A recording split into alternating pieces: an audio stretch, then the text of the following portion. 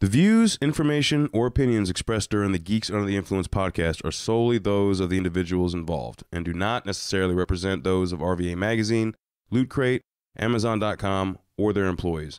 Listener discretion is advised. Fuck off if you don't like it. I kind of wish that there was more than just the queen xenomorph. There was like also just like lady xenomorphs that were running around with the male xenomorphs. And it wasn't like hive based where there's like a weird like asking a fellow xenomorph out on a date kind of thing. Like it's like a deleted scene, not like in the movie, but just like a deleted scene of just like, hey, xenomorph Tinder. Do you want to? Yeah, xenomorph Tinder. Swipe. Tongue. They spit acid at each other. That's how they. It's like sniffing butts, you know. To them, it's like. Right now, all they got is xenomorph grinder. Like that's the best that they can do. You know that they're like inside mouth punching each other's buttholes, like when there's nothing going on. It's like, okay, alien. Actually, the site's called Derelict. What would it be called? Mouth fisting? Like how does that work? What, mouth fisting? Where you fist somebody's butthole with your other mouth. I think it's tossing the salad. Yeah, generally it's that's like fisting. That's what they do in prison. Yeah, that's something. That's what they do in county lockup. That's would it be right. like rim fisting? Right. Because like the xenomorph's main mouth would be on the butt cheeks. That would be analingus. Would be then that's like that's penetration. Yeah, that's with your. That's basically like a rim job, but extreme. Analingus, yeah. I believe that's the actual term for it. Yes, well, no, this is where we've gone. There's some, I don't know. I'm sorry. Analingus is not the same thing as a xenomorph doing so it's analingus. It's alien-ingus. Oh, and the spit's like acidic too. Xenolingus? Alien analingus? And the spit's like acidic, so you get like all the acid in your bunghole. So you get your butt bleached burning at the same butthole. time. It's like, oh. It's like again in county lockup. That's what happens. Yeah. You get analingus, and you also get a bleaching. So I mean, I feel like I think that's more intense than bleaching. Just saying. Just a tad. Tell us about it, Hobbit. Just saying. I have this whole like vision of like a romantic gay comedy of like a xenomorph like working out at the gym and looking at a predator like over on the treadmill, being like, "Sup," and then like meeting in the showers, and then the alien having like weird flashbacks to like the weird like thing from Alien 3 where the shower thing came down and fucked up his face. Mm-hmm. You have too much free time on your hands. Yeah. And You've thought about really this way too much. I think and then they both come and that's it. Yeah, I think this is going to be some slash fic that I put on GUIpodcast.com. Oh God. Yeah. Your next article. You spend your time thinking about that visual. Because I'm not. You know I will. You know, in his part-time, he writes a lot of fan fiction, so this is probably one of them. Excuse me, it's slash fic. It's just fanfic if it's non-sexual. It's slash fic if like snary fic. Is it erotic in nature? It's snary fic. It's Snape and Harry from Harry Potter getting it on, using their wands inside each other's urethras and stuff. Like just No. Deep dark. No. Stephanie's He's now like, immediately. He's like the guy who ran wrote those My fan brain theories in hurts. Supernatural. No, Like, no really. shit. That's exactly what. Brain That's exactly just what we're gonna get. hurts. Not. And I don't even have that body part. You have a loner. You're engaged. Like. You have one on retainer. Speaking of penises on retainer, let's talk about Wonder Woman. Let's talk about Chris Pine and Wonder Woman. Oh, Holy yeah. shit. We were talking outside about how it's nice to have a side character that isn't like the damsel in distress. It's unfortunate that this actually shows up where the damsel in distress is a dude that doesn't have to go through all the normal I don't know what I'm doing, please save me, big hero that a women character usually have to in movies.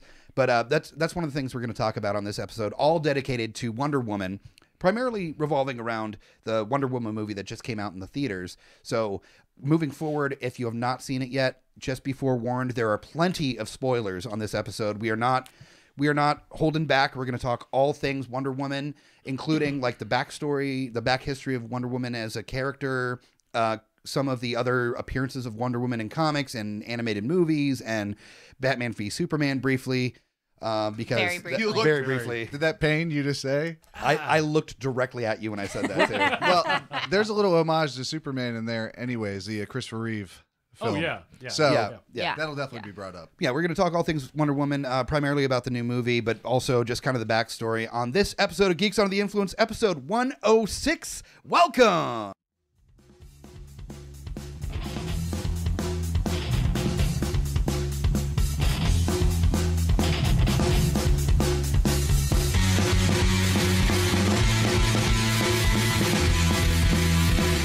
Geeks Under the Influence. Yay! All right, Yep. let's get this started. Thank you for joining us yet again for another amazing episode of Geeks Under the Influence. To the left of me, our first panelist that I'm introducing is the newest addition to the GY network, the Bruce, who is the one responsible for the weekly precap, the GY weekly precap. Yes, thank you. Thank you. I am the Bruce. I am from the future sometimes. If you listen to the show, yes, I'm from the future. That's how I kind of close the show. Yeah. How I know everything that's going to happen before it actually Before it happens. actually happens, yeah. Yes. And being from the future, were the box office numbers for opening weekend at Wonder Woman solid? Were they good? I will tell you, it'll probably be in the top 1. Okay. So, yes. That's pretty good. We're also going to talk about a little bit like the Wonder Woman and its involvement with the building DC movie universe and kind of how it affects things now, considering it's now the best received DC movie critic wise out of what's being involved in the cinematic universe. So, I know the Bruce, if you have not listened to the weekly precap, it comes up on the same stream as Geeks Under the Influence. So you don't have to subscribe to anything else. It just shows up Sunday nights, or if I'm not able to, Monday mornings. Yeah. And it's only about 5 minutes long. It's a 5-minute thing. Yeah. It's just a way to kind of figure out what's going on in the week of nerddom, whether it be stuff that's coming up on TV, TV series premieres or special episodes or season finales, new shows coming out, stuff coming out in the theaters, and stuff happening within GUI, whether it be trivia nights or the special events. DVDs or sometimes books. I look every once in a while. I don't find something usually, but hey, sometimes books even. Yeah, just stuff that's happening in dead nerd trees, culture. yeah. Dead trees. Or, as most people read it now, Kindles. ebooks. Yeah, Kindles. yeah. Yeah. So next to the Bruce is Miss Katie Turbo, Hello. the one that got wrangled in for the second half of our Supergirl episode. Yes, I did. Once they allowed me to talk. Well, we held her in a closet. We were like, women aren't allowed on the Supergirl episode. And then we reconsidered how ridiculous that was and let her actually speak as long as she checked with us first. Or it was Every more time. that I sat in the corner angrily taking notes while you guys talked. And once I presented my good notes to you, you prompted me to come onto the episode. We went onto the patio on the break, and she was just like, I understand you guys are really trying to be mindful of, like, you know, a strong female character and all this. Great. You guys are dudes. And like, basically, it was like, you are looking at it totally from a male perspective. And we're like, yeah, that's really all we got. And so we then convinced her we actually needed, as much as we had our friend Sophia from Brooklyn spoke for a couple minutes via our hotline number, which, by the way, anybody that's unfamiliar, if you want to talk with us, the best way to do it is through our hotline, which is at 804-505-4GUI. That's 804-505-4484. You can text, you can leave a voicemail. Best way to leave any feedback from previous episodes, or if you see an episode coming up that you want to make a comment on, reach out. We'll talk about it on the episode, or, you know, even maybe play your voicemail if it's good and you know, limited in time. If you leave a 20-minute tirade, we are not going to play the full 20 minutes. But so that's where we are. Katie, yet again, thank you so much for joining us. I'm very excited about this episode. We will get to it, but I'm so excited to talk about this. Very much, yes. I think it was amazing, and I have some good points to bring up about everything. You have words. I have words to Okay. speak. All right. Next one up on the panel is the bald one. The ancient one. The ancient one. The main DC fan, I'd say, of our regular panelists. Yep. That is true. The smashiest of the smashes, Mr. Kyle Smash is here. Hello, everybody. You are one of the few people I know that actually tried to defend Batman v Superman for the longest time. Initially, very, very strongly. and then you backed away as time went on. Can we all look at him awkwardly right now? Wow. So there's a little context missing there. I did watch it before once, and then I went and watched it again. The only difference was this time I saw it again and was able to, although the first time I knew the problems, the second time just made them more apparent to me, you know? And so by the time we got to the podcast, I wasn't going to defend it, although they waited for me to. Oh, I'm sure they did. Knowing that and not doing it brought such fucking satisfaction. I can't even tell you. Wait. I'm sorry. You saw it twice? Yes. Did you pay twice? Once. Okay, that's good. Yeah, All right, that's good with better. All right, that. fair. Okay. So I'm very excited to hear your opinions on Wonder Woman being part of the DC, what is it, extended universe? Yes. Expanded? DCEU. Yeah. DCEU. Although I think it's going to be their show. They got the knowledge and the insight we really- will never have. Honestly, like the ladies they are probably allowed to cut in line on this episode as Yeah, far as just like a little. if I raise my hand and they raise their hand after, I'll be like, nope, you know what? You go ahead, because I think the female perspective is incredibly important, considering it took 75 years to get an actual Wonder Woman movie. Yes. Speaking of the lady perspective, we have a new panelist coming on this episode of Geeks Under the Influence. Miss Ritzy Carlyle is here. Yay. That is a big Wonder Woman fan. For those watching, she is wearing a Wonder Woman necklace with a Wonder Woman t-shirt that says, not all princesses need saving. Is that what it says? Correct. Yes. Yes. Which I think really comes across in the movie as well. Oh, yeah. And Very much so. I'd like to see a shirt like that, only like her slapping Zelda. or Or Mario. or Mario. Yeah, that'd be kind of cool. They Princess have her Peach, slap- save Like, yourself. what is wrong with you? I need to see like the first issue of Captain America where he's punching Hitler in the face, but they just like superimpose Wonder Woman doing the same thing. It'd be fantastic. It'd be good. Yeah. They do So, have some cool ones. We dragged you out here for this, and I'm so happy because you know not only about the movie that we're about to talk about, but a lot of the backstory of Wonder Woman. Big fan. of Huge Wonder fan. Woman. Huge fan. So I couldn't think of a better person to have on this panel, especially considering that you're awesome. So like that helps. Thank you. I'm really excited to be here. It'll be Good, great. good, excellent. And next up is the sexual chocolate, the mulatto magic, the man with a plan, and that plan is to be angry at anything that disappoints him, which, like Batman v Superman, He's just Jersey. Lowdown Brown MacGyver is here, What's up, guys? just looking at me with such disdain. He looks very happy. Well, Very you're happy a to be here. sentient being, so it's just to be expected. What it is really is he's had to deal with all of this for like probably about 100 episodes in total. Like he hasn't missed too many. It's not including like 13 years before that. Yeah, never mind all the friendship that we've had God. before this podcast. So That's a lot of mic time. It was, yeah, it's A lot. it's a lot. Yeah. That's a lot of both mic time and mic time. Oh. Yeah. Yeah, see? Oh, you were pointing at the mic. How about you take? Oh, I saw you pointing down. Oh, not at No, my. he was this way. He was this way. That's little Mike time. Look, oh, Different. With your mic. Oh. With the mic. No, we discussed this in the Flash episode. I refer to that as my Foggy Nelson. That's, Again, he left Daredevil. yeah, well, You may want to choose something else. fair. Didn't we also talk about like a reverse Flash thing going on too? No, we said we weren't discussing that on the podcast. is that what it was? Okay. Yes. But yes, that Batman v Superman movie makes me very angry. Yeah. Also, there are a few things that don't make you angry. Unfortunately, I don't think Wonder Woman made you angry. Oh, I thoroughly enjoyed that movie. Yeah, it was a good. fantastic film. Yay! Yeah. Want something? What Yep. do you want? It's like Oh, a Fifth wait, Element moment wait. happening Yeah, here. right. I need you to This is talk. fun for me. So the guy across from me, he's the last panelist. Yeah, it's Hobbit.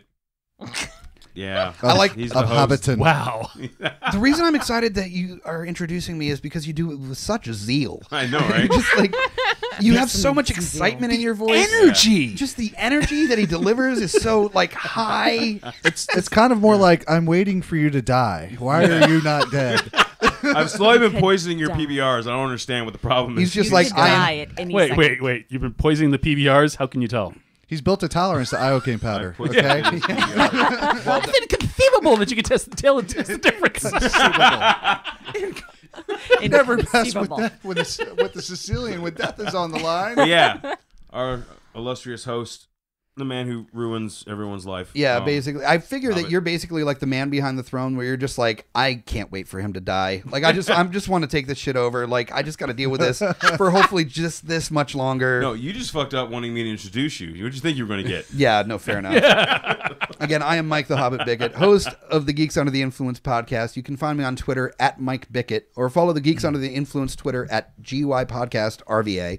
Check out all of our other social media stuff at GUIPodcast.com, which by the time this episode releases will be fully fucking revamped. Whoop, whoop. It Yes. looks gorgeous. And not only are we doing GUI Podcast and GUI Precap with the Bruce, Hello. but we are also doing articles. We have articles that we'll be releasing through GUI Podcast. So we're not just going to be reposting stuff from other websites. We're going to have original content coming off of Geeks Under the Influence. So if you are interested in contributing to Geeks Under the Influence, all you got to do is put in the subject line article submission and send it to geeksundertheinfluence@gmail.com. You may not necessarily be put on the website, but if you have some handle on the English language and are talking about having some insight into the subject that you're discussing, then there's a very good likelihood we'll throw you up there on the website and you can be kind of part of this craziness. So it's a way for you to get a little bit further involved because a lot of our panelists are going to be doing the same thing. So Just join make the party. sure to be nice and fair to all. You'll definitely never get on there. Don't send some angry shit, No which trolling. Nobody wants to read or Grammar. hear. Depending on grammar. I'm kind of meaning towards other people and Oh, yeah, you know what I if- mean? the- Don't bring that shit here. The thing is, Nobody as wants that. much as we shit on each other, if you shit on one of my panelists, I will respond with complete, A vengeance. Well, there's the internet. There's no sense in that. It's useless. But what I will do is I am fully loyal to my panelists. So if you attack them, you're definitely not getting an article put on anything. You're getting straight up ignored. I love these guys as much as we give each other shit. So that's the basic gist all about here. family. Real quick before we get into it, just a quick shout out to our sponsors. First up is, of course, amzn.to. Most of the stuff that we've gotten through for this podcast have been purchased through amzn.to. And if you go through the link, top right corner of the homepage of GUIPodcast.com or on our links page, you will find through that link, amazon.com. Just bookmark anything you purchase through that link, we get a cut. So it's a way for you to spend the same amount that you've been spending on Amazon, but we get a little money towards this fantastic podcast at the same time. Another way to support us is through our favorite subscription box, Loot Crate. There are a number of subscription boxes out there, and there's some really good ones, but the one that's been most consistent for me has been Loot Crate. Every month they do fantastic shit. We just unveiled on the Flash episode the Guardians. the Guardians crate that had it had Goonies, Guardians of the Galaxy, Star Wars, and Destiny. And one thing I will say, as far as their response time, we've talked about it before. It got left out in the rain by the mail people. Bad postal service. Nothing to do with Loot Crate. Contacted them, and right away, within an hour, I got a response. I just had to take a picture of the damaged products, and they're sending back out the replacements. They're fantastic about that kind of thing. So definitely check out Loot Crate. When you sign up for your first box, use Save 3 when checking out to save $3 off your first crate. And now on to Wonder Woman. Yeah, okay, there we go. Did you mean to do that? Or did that just happen? Did you mean to do this? You were like, I'm now gonna to Wonder Yeah, Woman. Wonder Woman. That was cute. First thing up is, I think the thing that I noticed first was at the very beginning of the movie, they've got young Diana like play fighting, watching all the warrior women be badasses and train and shit, like crazy montage of training, and she's like this cute little girl like fighting in the corner, and then she gets like caught and she goes, oh, and then just like runs. And it's the most adorable thing ever. But what it does set up is the fact that this is a family. And not only that, but this is not dark like the Superman movies and Batman v Superman. No. It's got its dark moments, but it was playful. It had humor. And so what do we think about this as just being tonally different and how that incorporates into the DC expanded universe? To be honest, it really echoes with Wonder Woman, the character herself. I mean, she has truth and light and love, and yes, she's pragmatic, but she has this at her core. That's who she is. Yeah. With the Zack Snyder films that have been coming out, the Man of Steel and Batman v Superman has been made darker because that's what they think people want. This is kind of proving that they don't need that. They have a character who is a character of love and beauty and strength, and it doesn't have to be the darkest thing that comes around on the planet. And I think it's important from what both of you said is that the movie plays to the character, and like you said, she's heart, she's compassion, but she's also a warrior, and that was the mistake they made with Superman. I mean, Batman could be dark, but what they did with Superman was they took something away from that character. That character's supposed to be about hope and have sort of similar qualities, but they made it too dark, and kind of in that way just made it a one-dimensional character. Agree. Actually, I was going to say that. Yeah, when they did the Man of Steel, they basically just washed away all the brightness of it and just made it this bleak fucking movie. Yeah. Now, moving forward, it seems like that Snyder was changing his approach with Justice League, because Justice League seems to be playing on some of the few good qualities. Well, that's Jeff Johns Batman being over his shoulder. The Batman vs Superman, where there was comedy in Batman v Superman, there were some jokes, but in the trailer you see a lot of little one-liners coming into Justice League. So I think that he was kind of, this is like here's what we're going to start doing now, and then he's going to increase on that with Justice League. You know what I mean? Okay, I have 2 points here. One, I may have had a 40 or two when I saw Batman versus Superman in the theater. But that was definitely Noted. a comedy to me because it was absolutely fucking horrible. Sounds like that helped. That's why I was really surprised that you actually wasted that amount of time of your life to see it twice.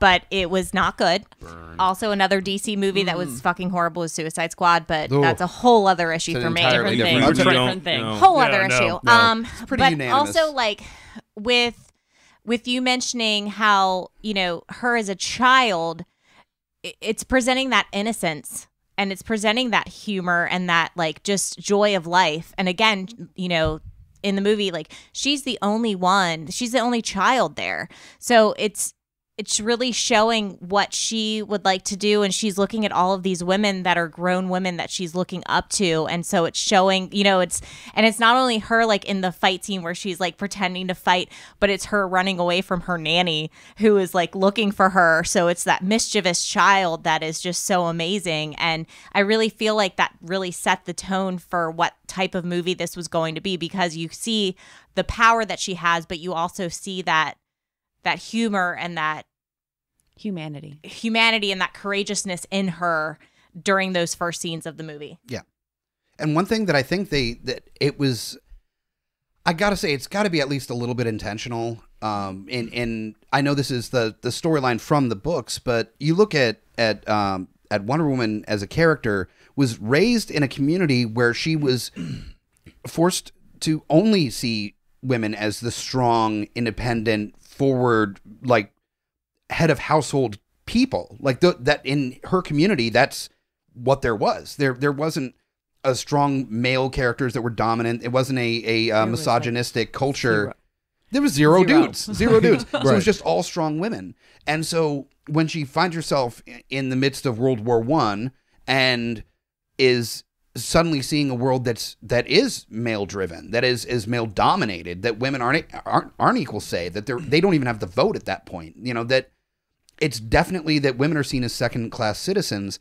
It really speaks to kind of the whole conversation about Wonder Woman being a movie in the first place and it taking 75 fucking years to get there, is that it literally doesn't get it because it doesn't translate in her brain. She's had examples all her life of strong, powerful, like intelligent, like dominating women.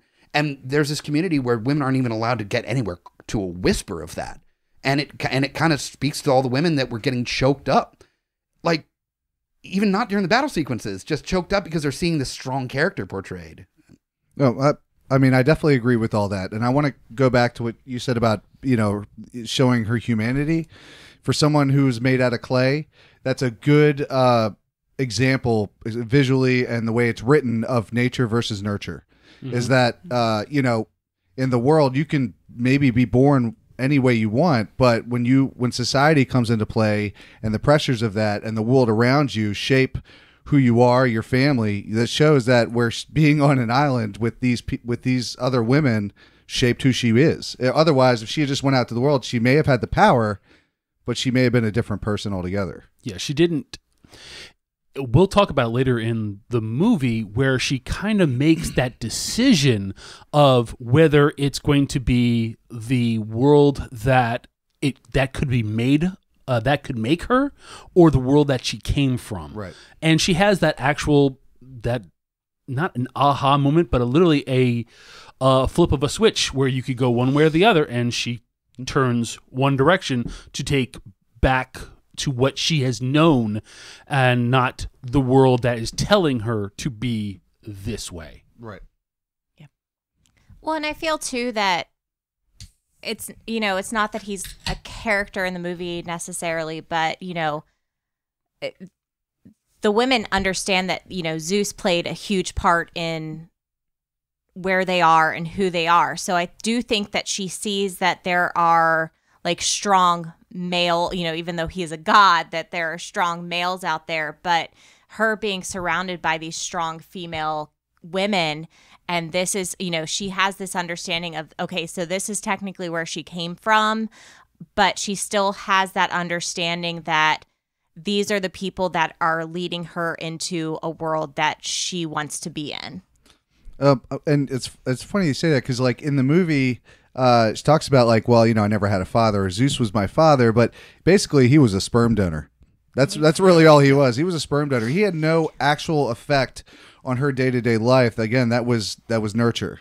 But yes, and that is nurture. But they also, like throughout it, are still telling the story of how they came to be where they are. Right. So she has that understanding of Zeus and of Ares and all the gods and their battle. And so she has that understanding of that type of character as a like male figure, I guess, for her. Yeah, like I left you a legacy. I'd say there's more of a respect there. Yeah. Respect. Oh, definitely. Than like he's a not fear. like drunken in jail, He's he's the god of all gods. Paying the child support checks. Yeah, baby daddy ain't coming around for Christmas. He left weapons behind. Yeah, he left. Yeah. She's not meeting Zeus at a bar and be like, "My name is Diana. How do you do? Now you gon' die." Oh no, It's a Johnny Cash reference. Yeah, we all know what it was. Yeah, no. So this is the second bad joke he's done. So All right. let's start counting. Let's start Tally. counting. All right. While you're tallying, I have a little message sent to us by our friend Sophia in Brooklyn about her initial response to Wonder Woman. So I'll just read a little bit of it here. I do not possess the adequate vocabulary to convey the immensity of the unadulterated joy I felt as I experienced Wonder Woman and her kick-assery tonight in the theater. The action was pure eloquence. The depth and breadth of emotions were portrayed in the slightest of gestures. The boldness and bombacity with which characters felt their convictions gave me hope. Having waited so long for a live-action feature, I am beyond satisfied with this tribute to the woman who inspires wonder. It's a good way to put it. And solid. Something that, and why I wanted to read this was because I got to watch this movie with Miss Katie Turbo last night, and there were moments that I touched briefly that I looked over and you had your hands on your face and you were just like hand tilted to the side, and there was such just, it was beyond just a great moment in the movie, but there was this joy to see it come to life in such a great and well portrayed way, and I felt it through watching you, how important it was, and it was something that as a male I couldn't get the level on how this affected you. I really couldn't. And just seeing you enjoy it that way made it that much better for me. I would say I watched it last night with my fiance, Kevin, and it was very similar for me. It was very emotional. And yes, I did cry. But at the end of the movie, you know when Wile E. Coyote finally catches Roadrunner? Mm-hmm. And there's that deflated feeling almost? Because there's just so much that goes into it. And then when it finally happens, you don't know what to do. It actually took the rest of the night into today to process through all of it, because it's been so long, and to hope for it and want it and to finally have it. It's an amazing feeling. Yeah. And it was great, but there's still some things I want more. Sure. I mean, any Wonder Woman fan would want more. Oh yeah. Oh, you're going to get more.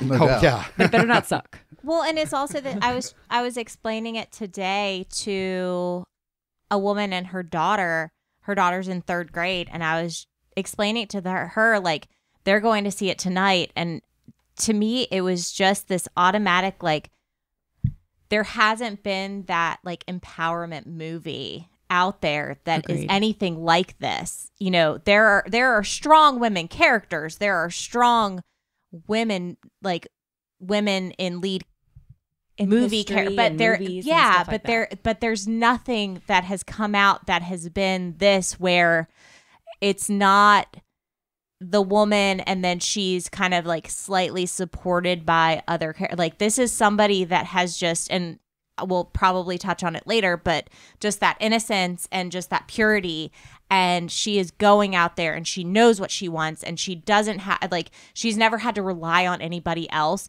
and that's never been like any other character out there. No. I have a question, mostly for the two ladies on the panel.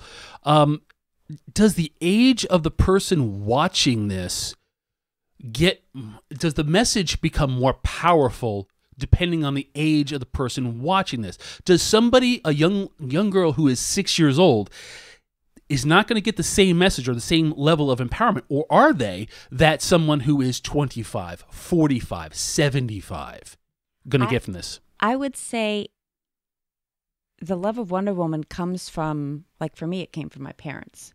So it's a pass down of the awesomeness of this person, of this character, and all that she embodies. Mm-hmm. And so as it's passed down to introduce them, it has meaning.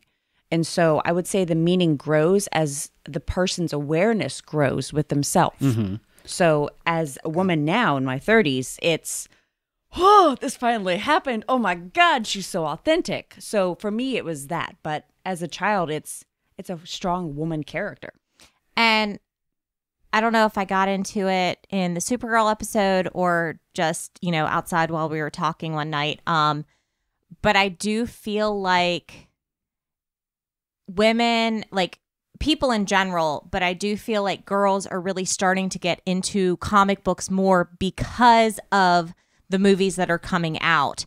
And we've needed a strong female character. Mm-hmm. So I do feel like this is going to be somebody that no matter what age group can relate to. I will say that probably younger to 20, like younger 20s, they're probably going to be like, this is a very, if they don't know anything about Wonder Woman, that this is like, oh my God, she's such a fucking kick-ass girl. Like this is going to be such an empowerment to them. Besides the fact that it is an empowerment movie, even for people that know Wonder Woman and have, you know, in their 30s that have cherished her. But I feel like it's going to be something that can be seen in a vast area of ages. And I'm really excited that, again, like my friend is going to see it with her 3rd grader, because I do feel like this is going to be such an important movie for them to see, because there hasn't been anything out there. Mm-hmm. And I feel like her mother is going to support that understanding of how this women empowerment is. So I have 2 questions. One, on any level, like as a woman, do you feel any sort of vindication from this movie and the way it was received and made and, you know, put out to the world? And 2, do you think I should take my almost 6-year-old daughter? Parent stuff aside, like, you know, what you might think is appropriate for a kid, because I'm a dad, so, you know, that shit's just going to be probably different on a lot of levels. But I feel like as far as her going to see the movie, I remember watching True Lies in my living room with my parents, and my father covering my eyes when Jamie Lee Curtis starts to strip. So if you're so concerned with her seeing Chris Pine's abs and him covering his junk, just cover her eyes during that part.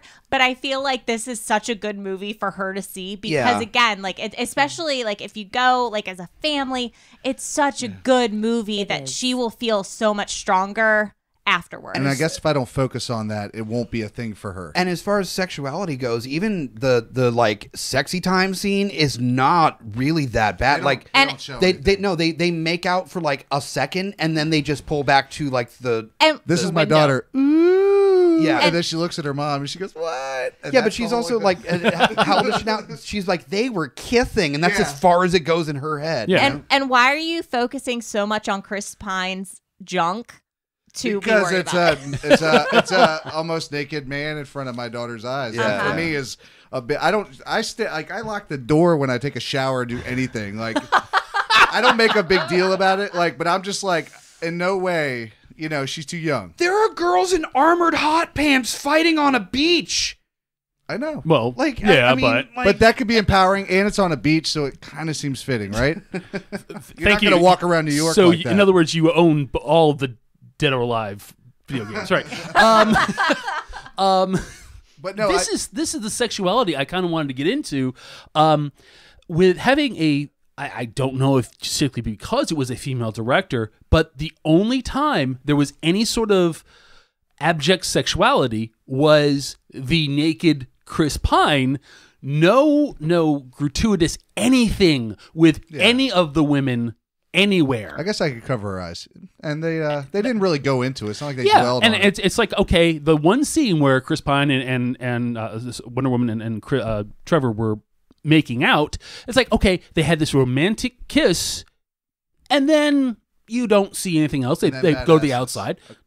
Yeah. And that's nice. That was tasteful. So, yes, I would say go see it with her. Okay. I think she'll definitely relate to the younger Wonder Woman that we talked about earlier when she was Oh, a little yeah. kid. Oh yes. She's knowing totally your going to daughter? relate. Yeah. Yeah. Especially with, her. She'll totally love it. And on your point with the sexuality, I thought it was very tastefully done. I mean, Yeah. there were strong women throughout. There were nods Throughout. to being gratuitous. They didn't get gratuitous, but they were just like, You like like a little. Like There's- Edda was like, I'm inspired by you. I think It was more them, tongue in cheek. Yeah, for they that. were more. It wasn't They like were more picking on like male focused movies being gratuitous with female characters. And that's kind of what I was gonna say is, it's those like with the Pixar jokes where there's the jokes for the adult crowd and then there are the jokes for the kids, and that's kind of what that was. Like that'll probably go kind of over her head when he says above average, but really like.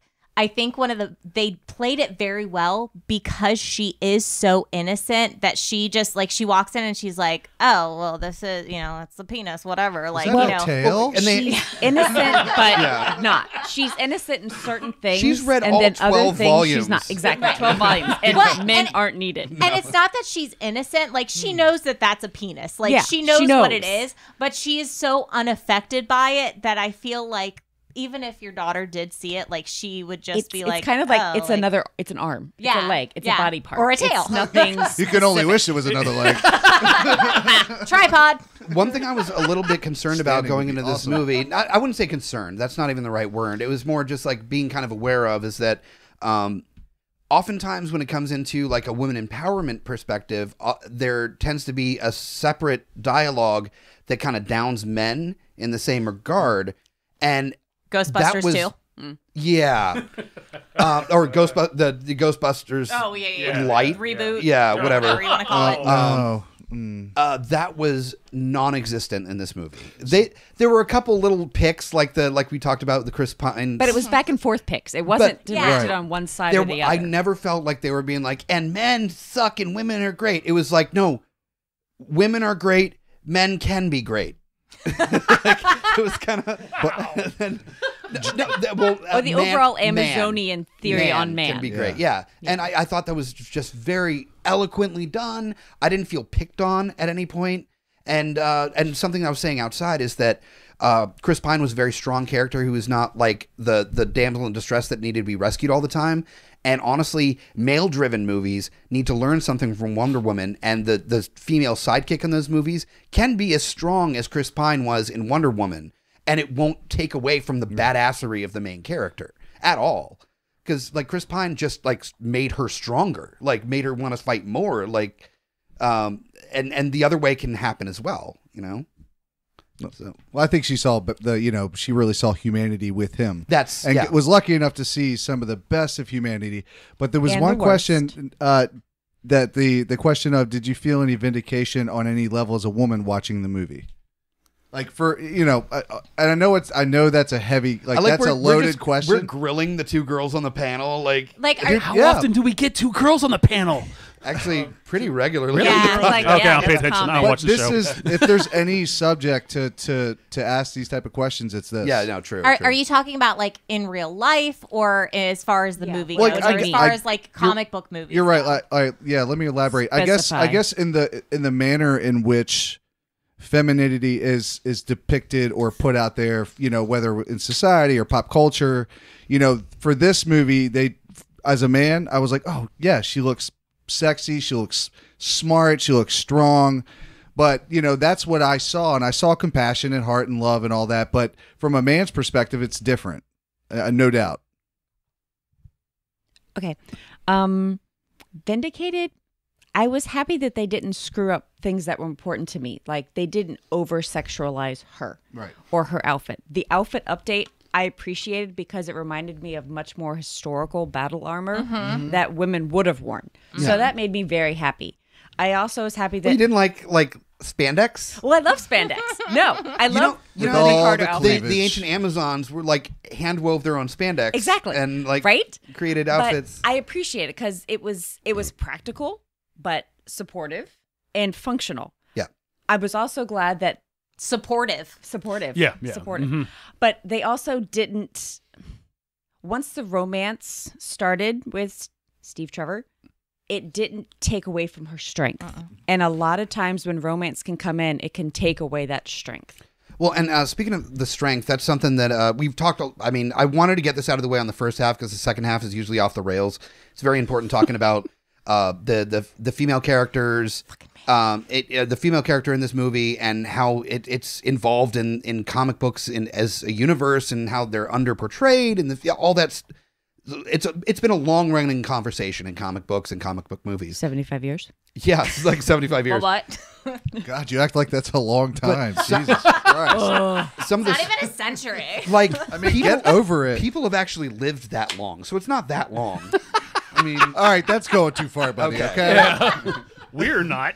And I'm sitting in between them. I don't want to get punched Yeah, for fair. this shit. no, but as far as speaking of the I strength can of Wonder throw Woman things. and also the Amazons, the choreography in this movie is absolutely fantastic. I mean, so the fight scenes, both with the Amazons and then also when Diana goes off into No Man's Land. No Man's Land, Yes. and also she jumps into a freaking clock tower building and or a bell tower. The end fight scene when she jumps into the tower. Yeah. Yeah. Oh The god. fucking tank. The tank Oh right my there. God, yeah. Not only does she shoulder check it, she's like, you know what? No, I no. kind of feel like throwing the motherfucker. That was a body check. oh, I a have whole body check. experience. But she was I like, have experience. I ain't done. There you go. Like, you're fucked. It was really cool because it showed not only it was a little bit effortless for her, which really showed how strong she is, because especially in Justice League, it's going to be hard to match that with Superman. But she does, and that's what they depicted You really are well. stronger than you know. Oh, yes. But In some ways, she's stronger than Superman. I'll admit that. It was very subtle how they did it when she was trying to get the sword and the lasso of truth from the tower, where she jumped and then the rock broke and she slid down and then just punched into the wall and went, oh, She fuck, giggled. that's- Yeah, She she giggled like, giggled. that's a thing I can do. And then just punched her way up the building. Just like, I can just punch, cool, I can punch holes in walls. That's awesome. Yeah. And was super stoked about it. Like, she doesn't know her own power, which it's going to get better. It reminded me when Peter Parker learned that he could shoot webs. It Yeah. was like Yes. Yeah, super yeah, yeah. that happy, like, I can do stuff. Yeah. Only yeah, she yeah. didn't swing into a wall. Like, she No. did her shit right from She the took start. care of the wall. She's like, I can do this. You're fucked. Yeah, but okay. Diana had how many years of training Yeah. on Themyscira versus Peter Parker going, hey, I can oh, hell, I should have practiced this first. She wasn't trained to punch into Yeah. walls. But didn't know the she could- Amazons, Well, still. Amazons weren't invulnerable, proven by getting shot by, the German when they got Yeah. on the beach. Yeah. She is, to an extent. Well, she's not invulnerable because it did show that she got grazed by a bullet on that initial But battle. how fast did it heal? But she Yeah. healed very quickly. So Right. she's not True. invulnerable. It's just that her being, literally a god being the daughter of Zeus. Demigod. Demigod. Yeah. Well, she's a god killer. If she a demigod because she's actually considered a god killer, wouldn't that make her above a god? Actually, no. Well, she's the nuclear deterrent against bad gods. Only a god can kill a god. So if she's on the same level as Ares, where that's her brother, I guess that's true. She's a fucking god. But she's a god. Half brother. It's only when you mate with a human that you get demigod like Hercules. Whereas true. an Amazon is not a regular level human. They're kind of like a step up. So But she was made from like clay. Superman and Wonder Woman's Oh baby. God, here we go. She was Anything made from- related to fucking Superman. Superman and Wonder Woman's baby. oh god, That'd be a powerful motherfucker. it'd be an alien. Although it well- was discussed in Mallrats that the only person that'd be able to take that sperm would be Wonder Woman. Otherwise, like it's a shotgun through her back. yeah. Thanks for that visual. I appreciate that. You're welcome. But I'm was sitting in front of you. yeah, this thing How we're you doing do. this thing. Was she actually made from clay, or was she the actual physical daughter? Oh, there was fucking. There was definitely fucking. Oh yeah, there was definitely. there was yeah. there was a bang to If bang. you know Zeus, Oh, Zeus yeah. like Yeah. Zeus. oh, dressed Zeus up, banged everywhere. and Zeus like Everything. like costumed himself as a goat to get laid. Like he Yeah, did all 'cause sorts that of works. A cow. Yeah. Like anything Rain. and everything. Swan. He was a randy motherfucker. He like he wasn't be about like he didn't like pass it off in like a vial. Like here's some of my semen, have fun. No, he was But like I no, fuck Zeus. no, we fucking. Like, So- So what do you think the story was like? She's like, okay, so I can't tell her that I fuck Zeus, and that's Hence where she the comes clay. from. We're gonna what are we gonna go with? Yeah. We're gonna go with clay. Clay's Yeah. good. I And think Clay sounds good. Put inspired or injected her with. Oh wait, that's not gonna work. Let's. I think what it was is that this was early days gods where Zeus was like they're immortal. So this happened a long fucking time ago, and Zeus probably wasn't full beard at that point. He had like a crust stash, and she was like really embarrassed that she got too drunk and like fucked Zeus. And so she didn't really want to bring up the fact that like that's the daddy, because the only picture she's got of Zeus is from his like college years, where he's got a rat tail and like a crust stash. So she was catfished. Yeah, she was catfished. She met Zeus God. on OkCupid. Did she do the walk? Did she do the walk of shame too? No, she's a stride No. of pride. Pride. I nailed the god, dude. I'm both hunter and gatherer, bitch. She woke up in the morning and saw that there was a bunch of Dave Matthews CDs in Zeus's collection. It's like, oh God, Abba. literally, Yeah. Like, Shit, ABBA. Abba. Oh, yeah. ABBA. Abba. Whatever. Tomato. Dancing queen. Oh Lord. Not that. oh. God. What? Let's be fair. I just have a feeling that that Diana's mom was a big fan of Dancing Queen, like because she's so like strong, like. But you know when she's at home, like in her bathrobe, she's like, "Yeah, I am the fucking Dancing Queen." She's had a couple Zimas. Yeah, she's had a good to couple- go. She's not a Zima Wow, lady. no, not Zima. She's not like a bourbon no. lady either, but she likes just a nice, strong, like vodka drink. Yeah. You know, like sitting there in a bathrobe, like young and free, only ancient. She looks Yeah. damn good for ancient. Yeah, no shit. Yeah. Yes, she does. They all do. Yeah. Oh my God, Robin Wright. Yes. Oh Yes. God, I Fucking loved her in fantastic. this. To be, especially in cinema, to be that age and that sexy, but that strong, Yeah. like shows your ability to act. She's always been a great actress, but that came out of nowhere, and she was a badass. Yeah. I do hate that that's such a thing in Hollywood. Yeah. All right, we're right at the break at this point, so we're gonna go out on the patio, take a little breather, bathroom break, all that. Stick around, listen to friends of the show, and a little information about our trivia nights in town, and we'll be back in just a minute with more Wonder Woman. Thank you for watching the GUI podcast. This is Nick from Instant Replay Live. I get plugged here a lot, and I'm being allowed to do it myself this time. I'm going to plug myself as much as I can. You can check out our Twitter at INST Replay Live. I'm going to plug myself again. I'm plugging myself in front of all these guys right here. You can find us on YouTube if you search for Instant Replay Live, or youtube.com/c/Instant Replay Live, or at InstantReplayLive.com. We do video games, we do tabletop role-playing games, and we do reviews and all kinds of other stuff. So check us out. Toski from the YMN podcast. Big fans of Geeks Under the Influence. Talk about all the same shit, so definitely check us out. YMNpodcast.com. This is Mike the Hobbit, direct from Fallout on a trivia night, telling you to come here every first and third Monday for trivia between 8 and 10, 25-cent wings, drink specials, prizes, and tons of really inappropriate trivia. It's a lot of fun. Do you guys agree?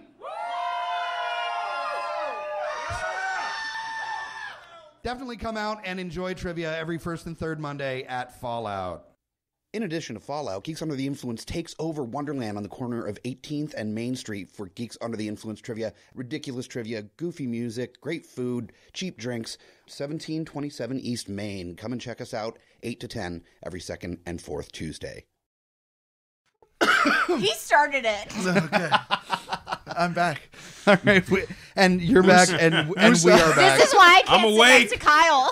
You're awake now. Yay! Okay, thank you guys so much for joining us for the second half of Geeks Under the Influence. Not only do we have Lowdown Brown actually awake for this part of the podcast. Sorry, guys. No, you're not. He's old. I actually am very sorry. He's old and tired. I was really excited for this because the movie is awesome. And yeah. Well, your work schedule is so Adulting. crazy now that, yeah, it's just you're adulting too hard, basically. There's no such thing. Yeah, well, no, there is. There definitely is. Like, marriages end because people are adulting too hard. So, yeah. Wow. What's the guy like, I'm I spending... took it to a whole new level. I'm feel like spending it would Christmas keep Eve the in the marriage office kind of together. thing, you know, like Yeah. that you see in the movies. I am working Yeah. Christmas Day. Ugh. So there's I that. work for emergencies, so Oh, that- yeah. Yeah, Oh, she's balls. not Oh. stopped too, yeah. Oh, Ugh. But in fairness, you do go to bed at like 9. All right, I cut too close to home. Sometimes. Let's move Yeah. on to Yeah, the yeah, next yeah. part of... Where are we? as always, on the second half of Geeks Under the Influence, we're going to talk about what we are drinking, and that will not be complete without the fantastic, Yes! I love it. Hate you, yeah. fantastic jingle that Kyle put together for us. So here we go. Hey, we're fucking drinking. We're getting drunk. You want to know? Well, here you go. Hey. I love it. Oh my gosh. Yes. The best part is the end where you can hear him rhyme. Hey. Hey. You want to know? Well, here you go. Here you What go. we're drinking. Jimmy Buffett is shaking in his boots right now. That was like a Jesse Katsopoulos jingle. Oh. So thank you, Kyle, for that. I appreciate that. That means the world to me that you put that. I'm sure it does. It's a wonderful thing that you brought into the world. You're welcome. Next to my child, it's the most proudest moment of my life. God, you haven't lived, have you? All right. So what we are drinking, there is one share that we're passing around, and we've done this one before on the podcast, but we love this brewery. It's local, and it's pretty appropriate for the subject matter. This is the Isley Choosy Mother, which is appropriate for Diana's mom, Hippolyta. Hippolyta. Oh, God. You just saw this, right? Yeah, but also Okay. I'm Marvel. Ah, that's true. Yeah. Fair enough. Oh, fair enough. yeah, So yeah, Marvel yeah. can't Oh, understand I'm a Marvel. English? I'm Marvel, so I can't No, pronounce Marvel names can't understand correctly. DC. No, Marvel names are like Joe. Yeah, right? Tony. Ancient Greek. Steve. Greek. Steve. Yeah. The most you get is Logan. Hey, Yeah. Like, that's the No, weirdest. you do have Bang, Bruce in DC, boom. though. And, you do have Bruce. Oh, you have a Yeah. Bruce. You have a yeah. Bruce. Yeah. You have a berry. But then you have a Cobblepot. Because Cobblepot. DC also has a Cobblepot. Yeah. That's a fantastic name. Yeah. Yeah. No, it's not. Harley Not at all. Quinzel. Or Quinzel. Or Quinzel, Enigma. yeah. Zell. Yeah. So anyway, this is in honor Fancy. of Wonder Woman's mom being definitely a choosy mother on what her daughter was able to do or not do. The world does not deserve And it. if Katie Turbo was the one that was nice enough to allow us to drink this tonight, tell us a little bit about the beer. All right. The beer is from Isley Brewing Company, which is Richmond local. Yeah, not just East Coast. East Coast. It is in Scott's Addition. It's one of the first breweries that opened up in Scott's Addition, if not the first brewery that opened up It in might have Scott's been the Addition. I think first. so. Because Isley was the first. yeah, I lived in Scott's Addition when it opened, actually 2 doors down, which was very dangerous. Which is the less appreciated side project of 3 Doors Down, by the way. Hold on. Why'd I have wake to do up for another this? mark. Hold on. It's just All right, so that's 4 horrible jokes Yep. tonight so far. What's the ABV on that? The ABV is 6.6. Okay. It is a porter. It's a peanut butter porter. But it's so good. It's one of my super good. favorite beers. It smells Even really good. even during like hot weather when you feel like porters are going to be too heavy. It's still one of my favorites to drink. You just go inside for a little bit and drink a glass and then go back outside again. Yeah. You just Your house do is that. like a nice brisk 60, and you just go back outside. You like get in an overcoat and then drink a Juicy Mother, and then you go back outside and put on your shorts. Yeah, right. This was one of my first, like this I think is the first thing that they've actually canned, and it's in very large cans for the YouTube watchers. Like, I mean, it's a huge can. That's actually a normal size can. You just have really small hands. You have Trump size hands. Oh, Little teeny. You're definitely not getting laid tonight. Number 5. And you know what? Trump size hands, and you still look small. Like Hobbit small. They need to pull back that SNL where there was like the dancer from the Lawrence Welk show that had the little tiny hands. yeah. But just have like a Trump mask on. Why haven't they Judy. done that yet? Judy, Why and haven't they done I'm that? Judy. Yeah. It's But, my strong hand. Katie, that's actually called a crowler. It is. Yep. Okay. A can Yeah. growler. But we Can got growler. what we got Three. three. We got a of 3-pack. them. Yeah, it was a 3-pack. Nice. for It's them. I've Giant never seen Steel them that way. Reserve. They've always been like singles. No, yeah, That's cool. they do it in like 3-packs. So of course I went for the gold and got the 3-pack. Gotcha. I was proud of her. But it's so good. It is just so refreshing, and yeah, it's wonderful. Well, it's not overly peanut buttery. You know, there's some peanut butter porters I've had where it's just it will sit on your stomach pretty hard. This is a little bit easier. It's still on heavier side beer, but yeah, it's definitely easier to drink. It's It reminds me of the vanilla porter by Breckenridge, like where it's an easy porter to drink, where it's not like overly like flavorful, but it's just a good beer to drink. Yeah, absolutely. Vanilla porter. What else are you drinking on besides the Choosy Mother? I am also drinking on the Bold Rock IPA, which I believe is something I usually drink on. Yes. It is one of my favorites, and Hobbit and I just went to Bold Rock and had a wonderful time there.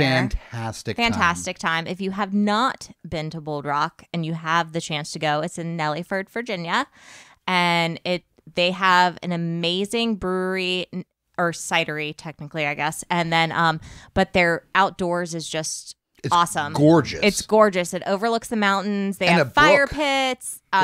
You can bring a dog if you want. I have brought For the fire pit. Yes. Throw it in there, you know. That's how they do it memories. in Nellyford. They don't believe in wood out there. They just throw live animals. on That the fur fire will pit. burn much longer. That fat will burn hotter. But it's just a very relaxing no. place. And you can you can definitely see the growth that they've had if you've kind of started out drinking Bold Rock of what they're starting to produce now. And it's not a lot of sweet stuff. They do have like a premium dry, which is very good. Yeah, the premium was good. Yeah, so definitely check it out if you have the chance. You can get, of course, the flight there, and yeah, it's just amazing. Oh yeah, yeah. That was a good trip. That was super fun. Next up on the panel, fuck you, Kyle. What? I'm definitely saying something about Superman now. I just had a case of the gigglies. Don't Like fuck the with me. next thing, I was like, Kyle, what are Did you you say drinking? the gigglies? I said the gigglies. You know. What do you have, a kindergartner? After this nice, Actually, insightful, you say that. insightful, in-depth conversation about the booze that she's drinking, what are you Which was bringing really to the table? actually I really like that. Yeah, it's by the really way, good. it's That's really East good. Coast local, though, right? I'm drinking a Yingling traditional lager. It's a matter of convenience. I just fucking didn't have time to go buy anything else. So drink it because you have most people have been. Yeah, They know about this that's shit. some Been really around good for a insight there. long time. That was good. I appreciate Are you it. going to break down a Yingling? Really? No, you're not. Anyway, moving It's on. like Yingling. We're just going to break down you. Every Never. chance that we get. Yes. Never. Oh, God. Next one up is Miss Ritzy Carlyle. So tonight I'm drinking, the bottle's empty now, so you can't see the bottle, but it's Blue Bee Cidery, another local here in Richmond. Yep. It used to be out in Manchester. They recently opened in Scott's Addition, brand new building. Go check it out. Lots of outdoor space. But I'm drinking one of their Prohibition era ciders, the Harrison. Nice. It's definitely a drier cider. Most of their ciders are dry. And this is one of their 2 Prohibition era ones. They have the Huey Crab and the Harrison. The Harrison you can actually drink there in a flight. Nice. So I would definitely recommend it, especially if you like a drier cider. Well, the building that they've moved into. From what I understand, it used to be the old carriage house for like the ambulances and fire trucks back in the day. So it's a very historic building that the city has owned for years and only finally relinquished control after Scott's Addition really started building up and getting breweries. And what Bluebee has done to the building, it's gorgeous. Amazing. And they do tours all the time. It's a great place. Dogs are friendly. You can totally bring your puppy dog there. Well, no, not the dogs there aren't necessarily friendly, but they are dog friendly. No other. Most of the dogs I've been I've been there, they've been friendly. So nobody's been attacked. No one has been attacked. There's occasionally that asshole like owner that's just like, it'll be fine, and then the dog just like, I'm gonna murder you. And it's like, why are you out in public? This is so do you run into that a lot? Because they Not smell much. evil. They do. They do, but it's a good place. I definitely recommend checking out the new spot if you haven't been. They smell the beer. Hobbits and dogs don't get along too well. Apparently, I don't know. They're close to the same height. Because we're bite size. We're bite size. Too many years of riding. You're delicious, Hobbit.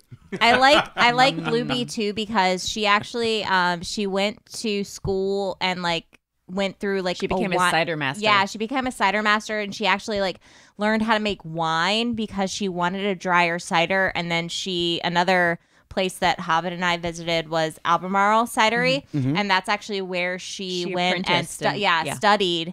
And it's funny because the first tour I took at Bluebee was with her dad. So her dad is so proud. Yeah, and her proud. Her dad took those classes with her.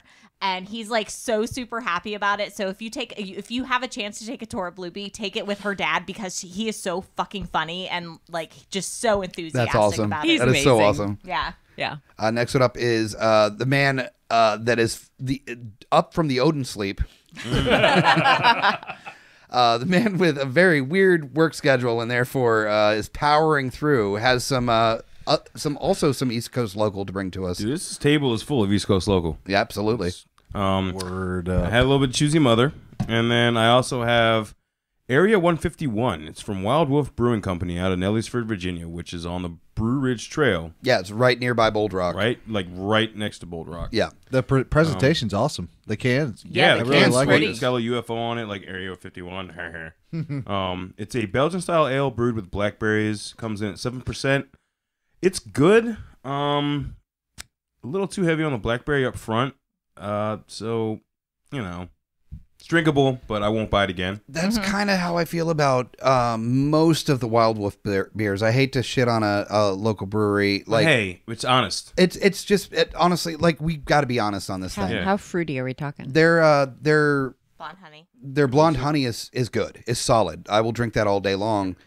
There aren't too many other beers that really like wow me. What also doesn't wow me I like is it's not overpowering. the experience that we had at Wild Wolf, where it wasn't the food. The food was fantastic. It wasn't the brewery. The brewery was fantastic. Their bartender that we dealt with was a child. Like he looked like he was 12, but he was like probably early 20s, and he looked like a stoner dude that didn't give a shit about us because we weren't regulars or his age. I'm not going to name Shane, but his name was Will. Yeah. Damn. All right. So Will at Wild I'm Wolf. not gonna name Not Shane, gonna, but I do. Will, But I will. Will at Wild Wolf, you were on Awkward. notice. You were an incredibly shitty bartender, and it took us an hour and a half to get food and a couple drinks because Ew. of how little you paid attention to the couple having their last meal in the area before coming back into Out town. of the 8 people Last that were meal. at the bar. Well, I wanted to shoot myself after dealing with his terrible service. So yeah, it could have been my last meal. Hey, maybe because Suicide Facebook or something, is you know? You just, Oh, really? You went mash on me? Mash? Yes! Okay, all right. Wow.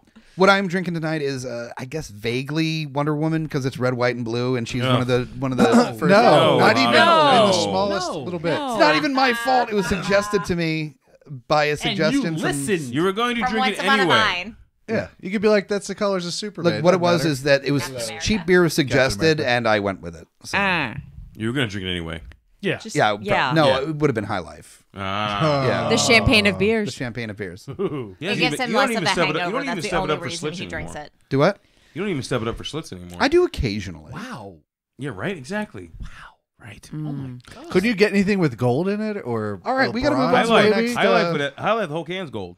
Hey, Oh, fuck Yeah, your probably PA more shit. looks like her suit than anything else. There's a no little bit blue. of Iron Man. There There's is no no blue. Not blue, but the That's gold not sort of technically, bronze. like- All right, No. all right, all right, No. all right, all right. No. All right, we got to move on to our next little sequence here, which is making a drunken scene. So we got a little thing for that. Here we go.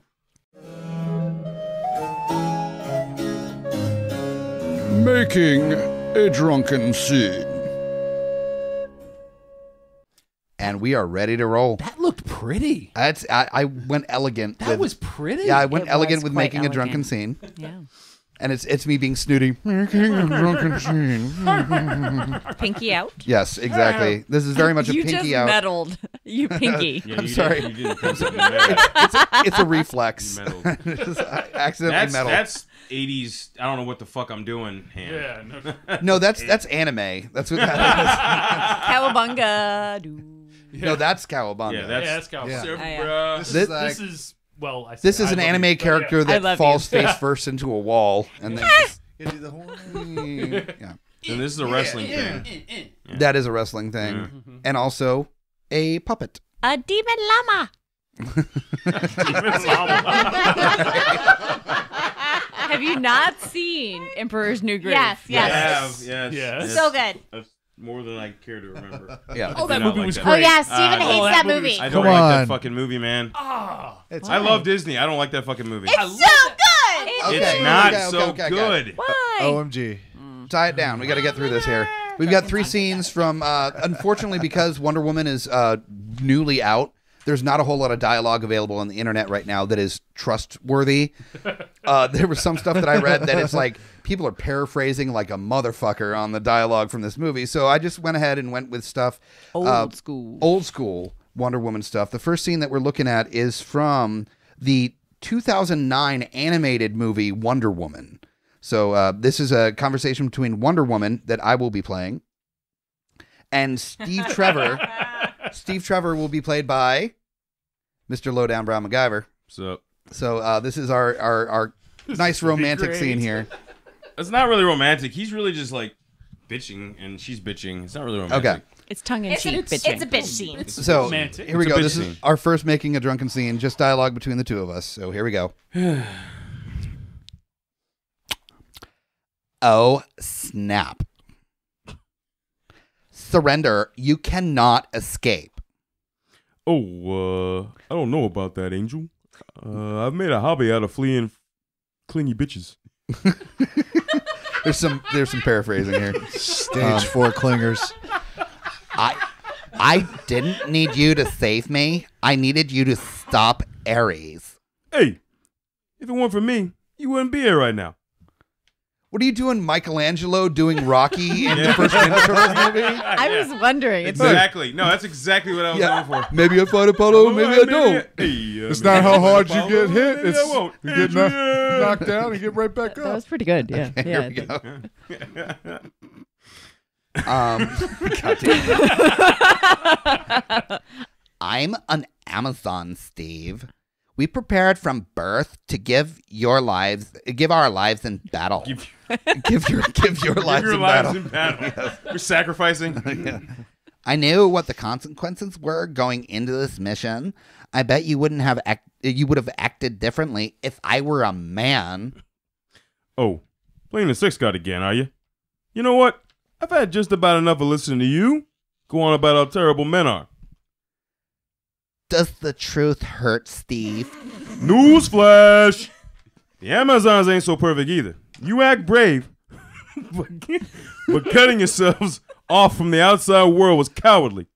Not to mention stupid. Like, less communication between men and women is what the world needed.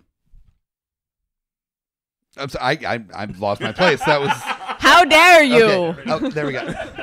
How dare you? No, I'm not done. You met your first man, what, like 15 minutes ago? And you think you have us all figured out. Well, I'm sorry, but not everything a man does is to further some misogynistic agenda. You don't hold doors open or pull out chairs for women because we're trying to keep you down. And I didn't save you because I thought we were some damsel in distress. I saved you because I care about you, Diana. Aw. And I'm not going to abandon a friend in need, man or woman. You should have saved the world and not me. Well, maybe I figured the world's not worth saving if you're not in it. Oh, sweet. Hey, Mick, I need a Gratuitous tissue. sex scene. That would. How did? I wouldn't have figured it before we did this scene, but we suddenly made Wonder Woman a blaxploitation film. Like, I don't know. Oh God. What you talking about, Steve? Listen, woman. Yeah. What you talking about? You like that though, right? That was You good. did That was good. good. Yeah. Yeah. All right, next one. God damn. Newsflash. All right, next one up is from Justice League War from 2014. This is a conversation between the members of the Justice League. So it's a short little one-liner type situation for all of us that I'll start with as I'm Shazam. But we can ad lib, right? You can ad-lib a little bit. Yeah, a little. A little. I'm Shazam. Little. Who's Wonder Woman? The one raising her hand for a Ritzy podcast. Carlyle is Wonder Woman. Green Lantern is Me. Smash. The Flash is Yeah. Lowdown. And Superman is Miss Katie Turbo, who's super excited about it, by the way.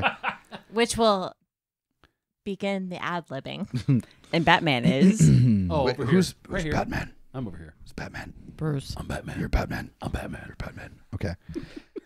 So I guess I'll get it started. Here we go. From Justice League War from 2014, the animated movie. I don't know. A team?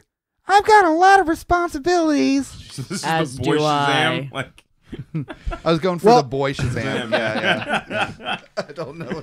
Totally took away from my Well, seriousness. I have a whole universe to protect, people. So there you go. come on, we can do it together. Yeah. Can you fly in Schwarzenegger? space? I mean, I'm only Superman. I guess I can. Well, that's not my point. Look, we're not friends. We're not a team. I don't agree, Al. Fuck. I kind of like being a part Schwarzenegger. of something. Jesus Christ. Well, yeah, you would. Listen, there was just one-time deal, okay? And what if something happens again? Please, what could possibly happen? Really terrible dialogue. That was really Holy bad. shit. That was really bad. I was Oh, gonna my say it's a God. one-time deal, okay? It's just a booty call. It's never gonna happen again. It didn't mean anything. Yeah. All right, so not this fair. next I will one, never didn't be even your look her in the catcher again. eye. I never kissed her. the next one I think is just the ladies, right? That are doing this next scene. Just right? the Yeah, ladies. this is The this is ladies. actually a very short scene from the original Wonder Woman show. The new original. The Wonder new Woman. original Wonder Woman. Yes. So this is between Marcia and Wonder Woman. So whenever you guys are ready. You may be fast, Wonder Woman, but nobody can be in two places at the same time. Ha ha ha ha ha! It's over, Marcia. You're through. You may have me, but the Third Reich will never be through. It will go on 1,000 years. Hail Hydra. Nice. I heard the Greeks and Romans say the same thing. You heard that? Dude, the dialogue sucked except for the first one. Like, horrible fucking scenes. I don't know. The last scene was fun. Like it was fun. Yeah, It was the fun. middle scene was kind of weak, but Yeah. Unfortunately, that's kind of what I wanted to talk about with Wonder Woman is that it being the first time that we've seen a Wonder Woman movie, there's not a whole lot of dialogue to drive from. You've got the You animated could have pulled movies. the TV show more. The Oh, TV yeah. show, honestly, there wasn't a whole lot of quotes from the TV show on the internet. Or the unseen Really? pilot. What? Yeah, there wasn't a whole lot. I looked through. There was a lot of one-liners. There wasn't a whole lot of dialogue that Yeah, there was multiple a people. lot of Yeah. one-liners. So, unfortunately, that's kind of what we're talking about. This is one of the original three from DC: Superman, Batman, Wonder Woman. The Holy Trilogy. The trio. Trinity. Yeah. And the fact that it took me more work than I expected to find any dialogue for us to talk about on Making a Drunken Scene kind of says something to, you know, how long overdue this has been for a film. But speaking of that, we're going to get into a little bit of the history of Wonder Woman on the second half here. I mean, the Wonder Woman started back in the late 1930s, early 1940s. 39. 41. 41. 41. Okay, 41. Who's our resident I would say historian? it's a duo, but I guess we have the book to cheat. Okay, well, if let's. we need to. What book are you looking at right So here? this is actually from my brother. Yay, John. Shout out to John. Shout out to John. Hey, John. Whoop, whoop. USMC. Anyway, he got me The Secret History of Wonder Woman by Jill Laporte. And it's a national bestseller, but it actually goes into the different history and the man who created Wonder Woman and the women he was inspired by, involved with, and others. Was one of them his mother? Others. Yes. Not involved with, but her story is that way. interesting too. I feel like if somebody's gonna write a character like that, they probably had a strong mother. A lot of strong female characters. Oh, a lot of life. yeah. It kind of went from Freudian to Oedipus there. That's a little creepy. So Just a strong little mothers, but not like Norman Bates' strong mother. Yeah. Just No, like that's no, a borderline no. right there. No. Basically, there are a lot of people that are listening that may not be familiar with the backstory on Wonder Woman, and I'm telling you that take some of what we're talking about and maybe look into it a little bit further because it's actually a very rich history on the development of this character. The gentleman that created it was also directly involved in the creation of the lie detector test, which is where you get And his wife. Who didn't get as much credit on Didn't, it. but she helped thoroughly with the research sure. and the experimentation. But the lasso of truth definitely directly comes from that. It does. And the revealing of the bad character or the bad guy, that's that point in time. He's always there. He or she's always lurking, but it's when the situation happens where they're revealed. So there's always that search for the truth. So Diana's always looking for the truth. Which we definitely saw in the new movie where the villain was always there. Fucking Lupin. Fucking Lupin. There in the background affecting everything. Yeah, very basically. subtly. And Ugh. honestly, that was probably not that it took away from the movie, but that was probably the weakest part of it. Not the reveal, but like that fight was probably the weakest part of the movie. The CGI was definitely lacking a little that's what I'm bit. saying. CGI was off. CGI was pretty bad. It wasn't the storyline so No, much the as storyline. No, the storyline was great. Yeah. No problems there. I did have a problem with Ares as kind of like being brought about in a very vague way. Like it was just kind of like, oh, hey, by the way, here's Ares. Oh, not that guy, this guy. You know what I mean? It felt like it happened really quickly. But I feel like with that, as far as the movie's concerned, like they were trying to play off of whether this was going to be actually fact or fiction or reality for her. Like whether she was entering the real world, where was she actually going to see Ares, or was it just going to be this world of Where gods hatred are dead. and like where people are fucking like they're doing what they want to do. So I feel like that's kind of why they played it off of that. I will say that watching it, I mean, I love Harry Potter to death, and I was really excited to see Yes, Mr. what's Lupin. his name? Yeah, what's his name? Remus play? Lupin. Yeah, Remus Lupin. But kind of the further they created that character, especially when he was questioning whether Chris Pine should go to the party, and Lupin was like, "Oh no, you shouldn't go. You shouldn't go there." I did kind of feel doubt in his character, so that was kind of like a tell for me of, okay, this person isn't what he says he is. Yeah, I kind of got that early in the film as well. As with your point was, Ares was kind of in the movie kind of the entire time. He was always the suspected bad guy in this movie, and I was kind of interesting how I thought they might have gone with no Ares at all, and the guy who she suspected was Ares. In the previews, I was kind of doing the whole, maybe it's Vandal Savage. Ludendorff. Yeah. Yeah. Ludendorff. Might have been maybe Vandal Savage. I don't know. I mean, because in the animated series, he's the influencer over time. Yeah. But yeah. And we'll say in DC, Vandal Savage is basically the god of war. He instigates everything. But no. If it had turned out to be, what was his name? Ludendorff. That would have been just too predictable. Right. The way that worked out, like I would have been very disappointed. For me, I wasn't 100% on who Ares was, but when it came out, I'm like, You're right. They did kind of hint at that, but it was still. It wasn't like a. Oh, I knew what it was. It wasn't just predictable. No, it was more of a he's up to something kind of thing. Oh, hey, you fucker! I got you. Yeah. He definitely was the ever-present evil in the background. You know, he was the snake in the garden, so to speak. You know, whispering in people's ears. You know, causing things to happen. And I get that in the film. I guess it was just the way they did the reveal. I wasn't that impressed. So I at first was disappointed with Dr. Morrow's character because Dr. Poison is the huge nemesis for Wonder Woman.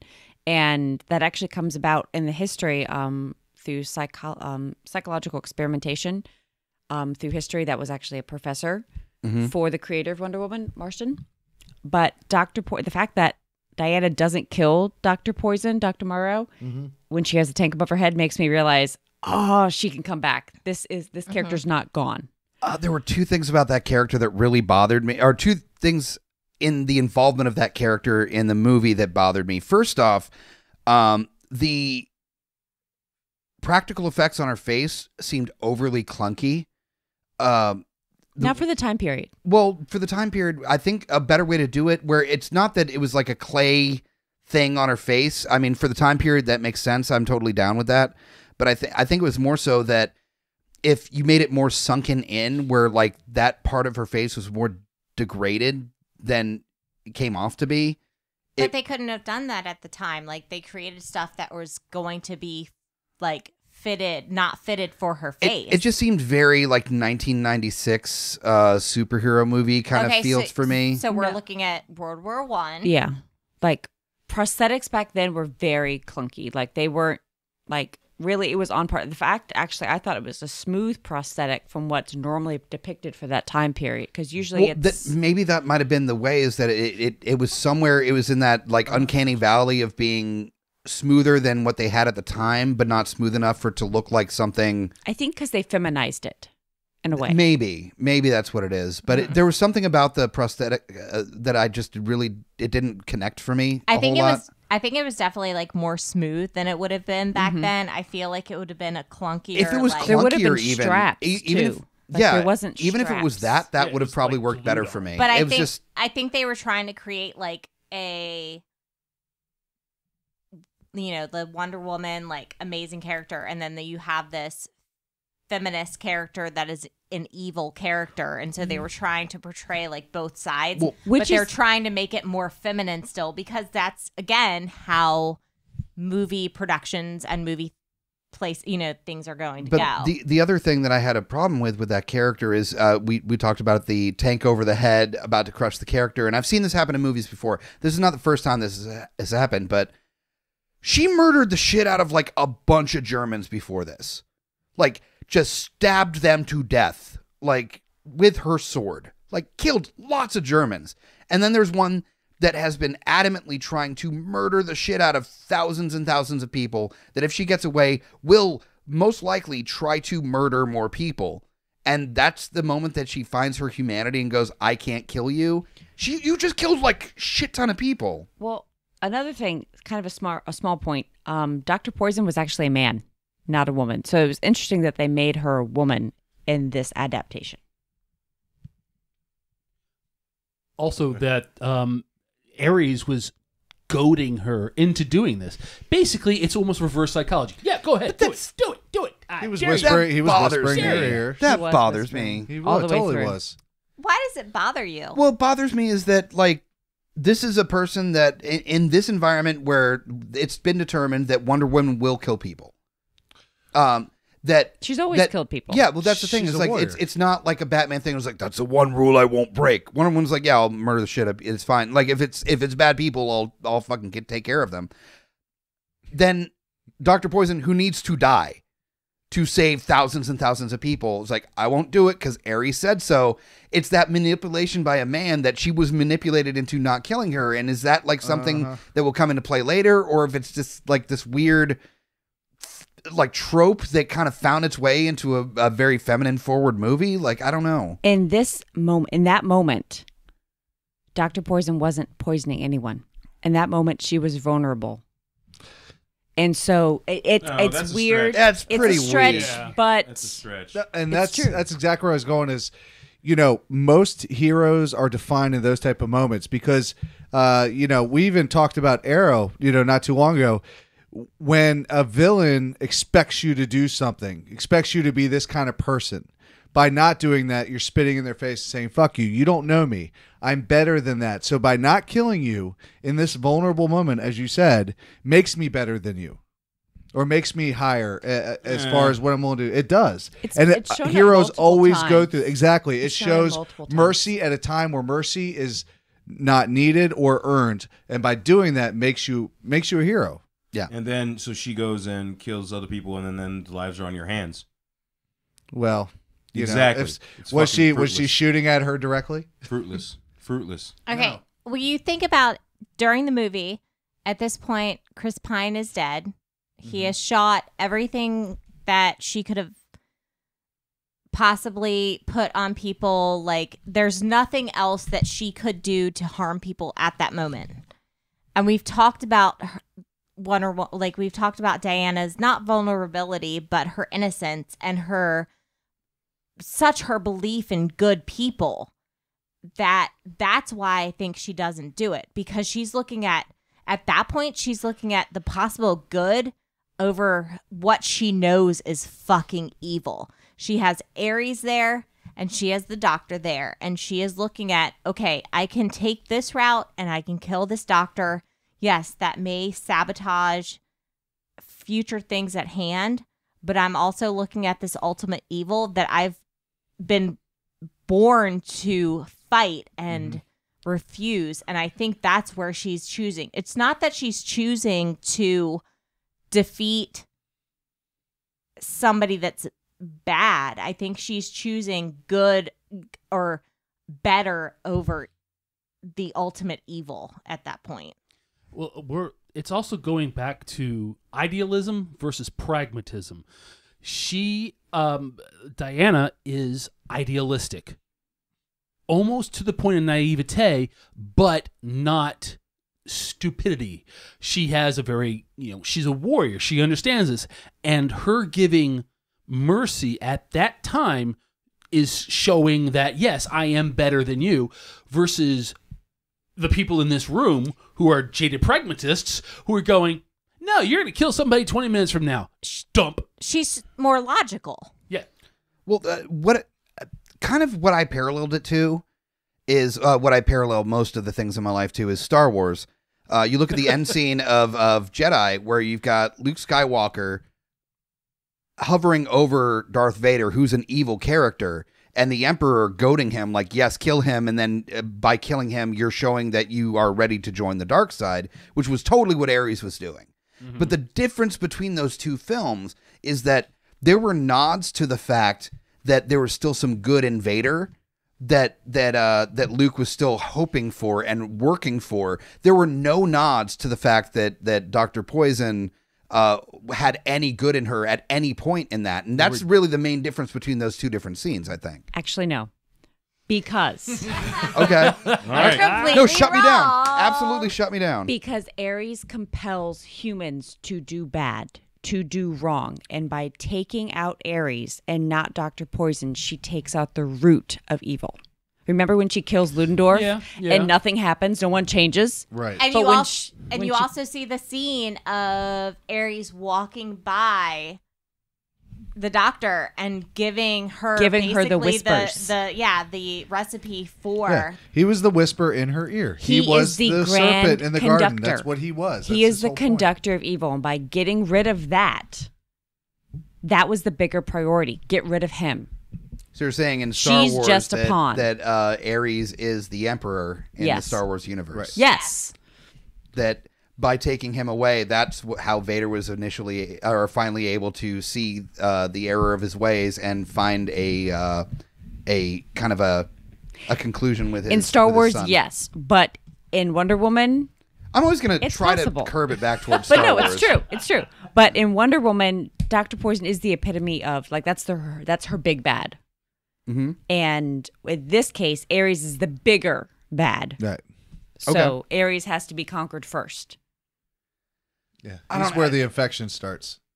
Yeah. The one thing that I did like about that final scene that I think was done relatively well, except for maybe a couple of like shot choice deals, is that the final conversation between Diana and Steve is she can't hear him before he runs off onto the plane. And it's a little bit wonky, yeah, but then it was her basically kind of like rethinking through the conversation and basically hearing him. It was what kind of like made her believe in humanity in that final moment where she was conflicted.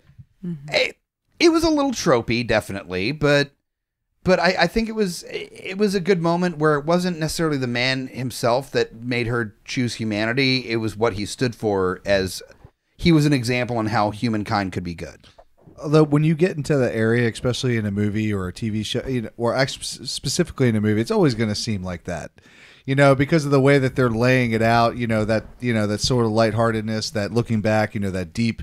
It's always going to seem a little bit, what was the word that you used? Tropey. Yes. I don't think that's preventable. It's hard with a new character Sure. that hasn't had a full feature like forefront before. I will say, like, I did find when she's like recollecting like what he has said and everything, like I did find the "I love you" a little overwhelming. Yeah, for agreed. everything. Too soon. Yeah. Like, Too soon. yeah, too soon. Well, dude. maybe the booty Like, was just that good. How could you No, not She love her, is though? fantastic. But feel no, like- too soon. She would get I mean, all the it's true, and endorphins going. It is Wonder Woman, so who knows how good it could have been. I really hope there's like a bonus scene on the Blu-ray where it's like she actually was able to hear that last part. And he's like, "I love you," and she's like, "Whoa, bro!" Yeah. like let's go. I mean, granted, like I'm into it, cool. Like, Yeah. but like seriously, it was But like. Stage 5 clinger I or don't- whatever I- stage 4 clinger. Yeah, I only fucked you like a day and a half ago. Like Not give me- even. not even. But you also look at like the Captain America movie. Like, you look at all of those signature movies where it's like, and like the comic books where they have this magical scene together. In the and comic books, that's it's what it is. a forbidden. Like it takes several comics before like anything really And emerges. even speaking of tropey, like the first Avenger, Captain America: The First Avenger, was tropey as shit. I Oh, love yeah. that. It was movie. an amazing show. but it's super tropey. Yeah. And that relationship though built over if you look at the timeline, that's probably over like months. a year Yeah. or like Yeah. I would say like a full year, maybe more like a year and a half, because they're overseas. It's not. They're in another country. They're fighting over there. This was done like what, in a matter of days? This is a week. Yeah. A week. That's what I'm saying is like, it was kind of. It was a long weekend. That was too much for me. It was a flame. I mean, I think a lot of people, and again, I think it's trying to reach towards different audiences as far as that goes. Because you do have the teenagers that are going to see it and that are going to be like, "Oh, he loved her because they slept together. Oh, this is what it is." But And then they're gonna go fuck in the car in the parking lot. Go fuck in the car. Please don't do You that. know. Any Gag. teenage girls. Just- Yes, No. please don't. No, this is not saying that you should do that at By all. the way, Everyone she's is saying that's Steve stupid Trevor. to think Oh, that. fuck. Your mom is not going to believe that you made that baby out of clay. Like that's not. What a fucking awesome excuse to. I mean, I made it out of clay and it fucking came alive. Yeah. Immaculate conception. Yeah, sorry, mom. Yeah, I definitely didn't fuck underage. I just made it out of clay. Like that's not. And I know I've been gaining a lot of weight lately, but I had lost it because I've been working out. Now the I best fasted. is if you name that kid Dreidel, then you're solid. Oh, there we go. That's the dive. That's 5 right So there. thank you for joining Chalk it up. DUI tonight. yes. I think that gets actually another one, so that's just 6 at this point. That's a double downer. That's a double down. Yes. Excellent. And I Exactly did- the amount of days that they knew each other in the movie. Now, we haven't really talked a whole lot about the ensemble surrounding both Steve and Diana on their trek. There were the other members of the group. One who was, I think, Spud in Train Spotting. Spud, Yes. yes. Yeah, Charlie. He was also fantastic. in the rundown. He was. Yeah, and I love him. I love him so much. When he he's showed up great. on screen, I was like, he's in this, yeah. And he's in a kilt. And he's so adorable. Oh my god, he was Perfect. so adorable in a kilt, and I loved Etta. Etta Yeah, was Etta, of was course, is my unbelievable. favorite. She Etta. was she was the Dan Fogler in Fantastic Beasts. Yeah. But like she was that character in this movie. She was like the really cute, like goofy, like sidekick character, and honestly needed more screen time. She'd be like Mindy Project type, like you know, take her out for a drink and just see what happens. Oh yeah, like, she would absolutely. Go crazy. There was also the who was the Samir. Samir. Oh, Samir was great. Make him try to pronounce it. It's so much fun. Oh yeah, try to pronounce. Oh god, This let is me so find it much here. Funny. Really, is this what we're doing now? Can you do that's the, great. The fourth one down, honey. The fourth one down. It's Saeed. No, the fourth one down. The fourth one down. Oh, Hippoladia. No, that's the third one down. That's the fourth one down. No, that's the third one that's down. The character is not a character. I'm a preschool teacher. Do we need Robin to learn? Wright's character. Yeah, there we go. Yeah. Antiope? It's Antiope. It's Antiope. I just said it. Your Greek is terrible. It's like I'd love to see your sir. The dictionary definition of an antiope is an antelope that has one less leg than a normal antelope. I'm gonna cut you. No one cares. Is that not okay? She over there goes, shake a bitch. All right, so With paper. I gotta pay. Saeed Taghmaoui is Samir. He was fantastic. I love that they took just a little moment to talk about how he wanted to be an actor, but he was the wrong color, and it was this. It didn't take away from the motivation of the scene, like it didn't fuck with the progression, but it was a nice little note on. Remember, this is World War I. You know, Exactly. like I was about to say that was very expected for that time. Yeah. And also remember what's going on right now. The war to end all wars. Yeah. Unexpected for our time. Yeah. Yet happening. And then there was the Native American the chief character, the chief by Eugene Braverock, a legit Native American. That's Thank God. Legit. Yeah, and I love Actually what I cast love someone. is they didn't go stereotypical with his voice. He was just Yeah. like, "Hey, I'm the chief." You know, he was very Hey, very guys, let's be plainly friends. spoken. He wasn't like, "Hey," you know, like not like me. You mean like he didn't say how? me like Yeah. No, he was like is that what you really wanted to say? That's what you wanted to say. that would isn't have it? that would have made it so That would weird. have been if- awful. If they were really Oh, mindful that'd been about bad. making sure to have well-rounded characters and weren't over stereotypical, and then there's just the chief going like, "Oh," in the background. You just see him in the background, look over and go, "How?" Yeah, like The hell are you doing? That's all he says. That's all he says. It's like Hodor. It's like that's all he says. Yeah, exactly. and all the other characters aren't buying it either. Like you got at one point Wonder Woman, like, really, dude? That's all could- you got. Could you be more of a stereotype? I just learned about this, but still. Yeah. I just learned about stereotypes, but I just watched Guardians of the Galaxy, and I've just learned about Groot, and this is all you have. yeah, That's it. that's all you got is how. But yeah, no, I thought that casting was really good. I feel like the way that they pulled them in was really solid. It felt well paced. It felt like organic.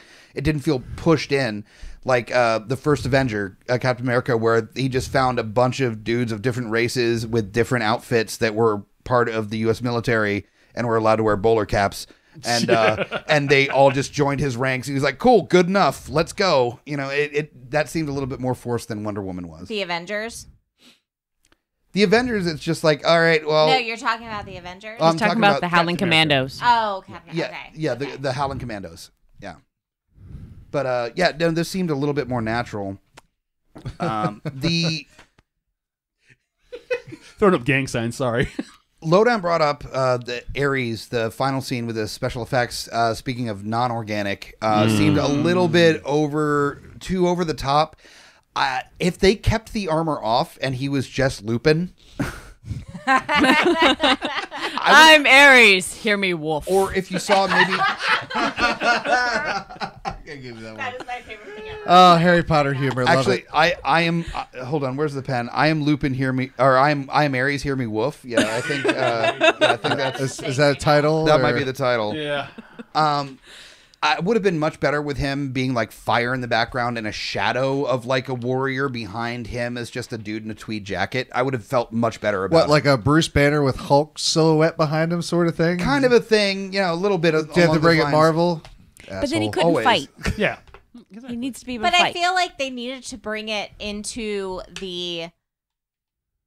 because I feel like throughout the movie they're questioning whether she is bullshit or Crazy? whether she's bullshit yeah. crazy or whether she is actually factual in what she is saying. I think when he was floating, that pretty much sealed that deal. But was that in the middle of the movie, honey, or was that at the end of the movie? No, but I'm saying he didn't need armor. He was shooting lightning out of his hands and he was flying. Was I mean, that pretty at much... the end of the movie, or was that at the beginning of the or middle of the movie? They made a huge jump to help with that transition. Yes. What I'm saying is even during the when they're riding on the horses and Chris Pine is explaining. Oh God! God, it made the Where are your noise. coconuts? I fucking date this shit. You do. She's on. reconsidering so many things right now. I bet. I just can't look at you while I say this. Yeah, that's fine. Okay, so while they're riding on their horses and Chris Pine is explaining to them about all of this and they're fucking calling bullshit on it all. Oh my God, is he fucking doing it? No. She is. Okay. Proud of you. I'm sorry. I'm okay with Oh, her fuck, I doing called it you over out. that. This will be seen on the video. But still, like, it's All right. Let's pull this back in. fuck all of y'all. But still, like, they're still questioning the situation. It's not that it's like complete bullshit during it. So I think the fact that that is still a question during it is a good point to bring up. I guess. Oh, one thing Kyle had a I just maybe as a whole, this film, as I thought as you as a whole. Is that me? It made me whole from the DC perspective. You're such a whole. You're a whore. That's what Oh. you are. How did Dirty Batman- pirate how did hooker. that- How did Batman versus Superman make you feel? Like a whole? Like I had a bad taste of copper in my mouth or something. Was that the first or second Like time I'm you about saw to be it? poisoned. Was that the first or second time you saw The it? first time I was half asleep. The second time I was fully awake. So the second time was worse. If you were woke, you wouldn't have seen it a second time. I'm just saying. Maybe that's possible Yeah. or sober. But that's besides the point. The one thing I really enjoyed about this film, just as a film goes, it was really thoughtful in the manner in regards to its characters, in regards to its dialogue. It didn't try to rush anything, although it might seem like that at times. Like it didn't try to. Like they took a lot of respect, not to the character or just the character, but they had respect for the material, and that's what made like Captain America: First Avenger so great. They really did that here, and I appreciate that. Yeah.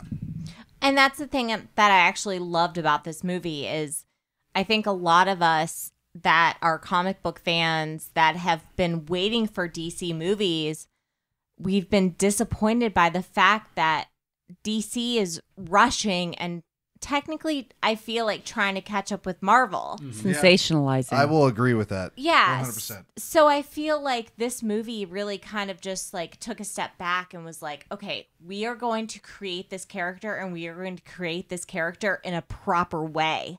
And they did it so fantastic. Like, oh my God. Like they did a backstory.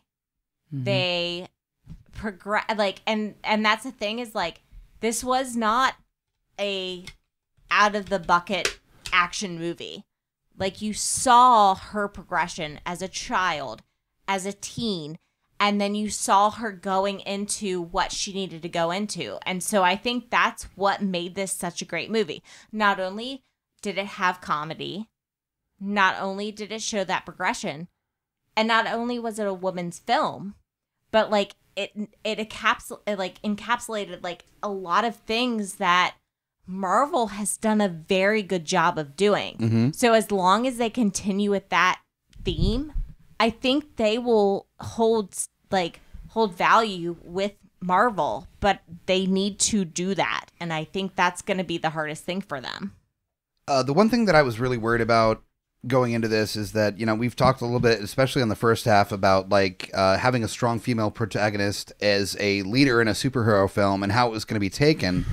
And there was a lot of conversation, a lot of worry about that. And also there's articles that I've read recently about basically a newborn character, female character in movies. Like one of the examples that was used in the article was Lilu in The Fifth Element, that she was unknowledgeable of the world and needed the first man that she meets, she falls in love with, and needs the man to guide her along. And that's the statement that the article made. Now, to counter that article, Katie, who's about to fucking explode. Jesus. She really looks like red it. like a strawberry. There are moments of that kind of mirroring Fifth Element in Wonder Woman, but the counter argument to that is that that naivete that they're talking about in Fifth Element with Lilu and in Wonder Woman with Diana. The way that it's portrayed in both films is that they're better than us. All that cynicism, all that hate or negative expectation in life is not there. Doubt. There's no doubt. They're just not burdened on by the it. brilliance of humanity. There's an expectation for people to be better than they are, and honestly, that isn't weakness. That's strength. That's why Wonder Woman, that's why Lilu, that's why these characters are stronger than the best of us. Not because they're naive to our ways. That might be part of why they're better than us, is that they know how good it can be. They know how good we can be, and they expect better from us. So there are people that women and men and everyone need to be able to look up to. And I need to put it over to Katie because she's about to lose her goddamn mind if I don't. I mean, you can put it over to Kyle. It's fine. No, But- you're already already speaking. started Go for talking. it. Yeah. However, You got Okay. this. However, Lilu's character was created for a certain purpose. And She she was knew a tool. So was Wonder Woman, God Killer. No. God That's killer. a decent comparison. But God Killer how versus- how is Lilu raised? Did she have a mother? Did she Did grow she have up a in this- community? Did she grow up No. in this community? No, she had no didn't. nurture. She knew inside that she is nature, Exactly. She was all And- nature, a little nurture. and Wonder Woman is nurture, Right. and that is the significant purpose and difference in the two. I'll give you that. Yeah, no, that's fair. Right. And That that's fair. Lilu, I mean, look at it. Like, she fucking puts a piece of like shit into a microwave, and she's like, "Oh, chicken, and then she fucking gives somebody a multipass, Lilu. So she's Like, not. She She's has not no. She able has to no. speak- Diana can have She has no complete thought. understanding of the sentences. outside world. Yes, right. Diana has complete. is fluent sentences, in 1,000 languages. but I am not. I can done. cuss you out in them too. Take a breath. It's okay. breathe. Just breathe. She's so angry. Don't She patronize her and her. And we've talked I'm not about- patronizing her. I just don't want to get hit. I'm just the one sitting next to her. I think she Not might him. go across the table at Hobbit first. All right, that's cool. Yeah. Beat his ass. Oh no, it'll happen later. Oh. And not in a good way. Don't shake your head like that. You're going to be the receiver this time tonight, sir. Last night she was the man. I thought Justice Ow. served. As opposed to what other night? Oh, damn. That's a burn. Tomorrow morning, you can call me Peggy. All right, go ahead. I don't even. Oh, you're gonna pay for this. All right. Anyway, but speaking of like the characters and how they are presumed, like Diana doesn't have that naiveness to her that Lilu has. Those characters to me aren't even comparable. Lilu has a purpose. Not to say that Diana doesn't, but Lilu is created to have a purpose. Diana was there and she was created to defend her world. And then other shit comes in and she's like, oh fuck, like, okay, this is what I have to do. And so she will defend what she needs to, but she wasn't created for that. That's not what she was created for necessarily. She was created as the God Killer. But she to doesn't save the fucking know. world. But she doesn't. Does Just she like know? Lilu. Does she know Different. that? She doesn't know it. Lilu knows it. Exactly. It was innate. Lilu fucking I get what knows she's it. saying. One was learned, one was innate. One was just part of the Oh, genetics. It feels like two sides of the same coin, though. They're close, but I get what they're saying is that You will pay for this later. one was learned versus one that was just in her inception, her creation was automatically known because it was like genetic information she already had. So I get that, but I just want to say one thing really quick about her character, especially as it compares to the Justice League. Okay. And I like where they're going with we are it. like this close from... I'll say it really quick. And I said it earlier when we were outside, and I sit with my daughter sometimes, and Lorelai actually said this to me after watching a Justice League, cartoon. She goes, Wonder Woman holds them all together. She's got all the heart. And she goes, well, Superman gives everybody hope. No. Not just, but see, for Wonder Woman, she gives hope, but it's to a particular demographic. For him, he's supposed to stand for the best of mankind, although he's an alien. But in that trinity, that is where they stand. She's the heart. She keeps them all together. He's the Boy Scout. He's the hope. He's he's not innocent, but he sort of kind of is, where Batman is the brains. And that's the way that trinity works. And going further into the Justice League movie and so on, they're going to depict that. She may be on the forefront, but she's the heart. Like, she holds them together. She keeps the compassion. Even when Superman gets mad, he loses sight of that. She does not. So what you basically explained is that that Wonder Woman is Michelle Obama and Superman is the frat boy in salmon shorts with a t-shirt that says, "This is what a feminist looks like." Wow. No. Just no. Stop. Stop. No. He had liquor, I think, before the second half started, so everybody, it's all right. He's okay. There's a couple of people. It's starting to come down, and weird shit comes out. There's a couple of people. We are definitely more than done on this episode of Wonder Woman. I think she wanted to. Did you want to add something else to that? I thought you had your hand up. The tools. The tools. The two different tools. Okay, yes, please. Let's finish off on a better note than what I brought to the table, please. Yeah, let's. So I like her on this. With Lilu, she was definitely a tool. She had the purpose to save humanity, and that was her known purpose. Where with Diana, it was the mantra that Amazons save the world. We save the world from Ares. We protect the world. She didn't know that her purpose for being on said planet was to be the god killer. She never knew that. She just had this mantra as an Amazon. We do this. Mm-hmm. This is what we do. That is what she believed in. 100%. That's what all of them believed in.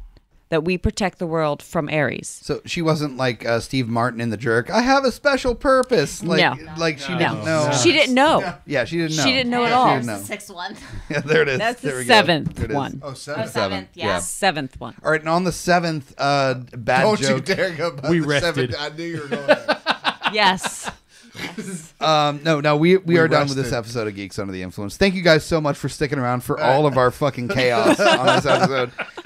It's been an absolute blast. Continue the conversation with us by following us on all of our social media. That you can find all the links at gypodcast.com. You can also text and voicemail us at 804-505-4484. That's 804-505-4GUI.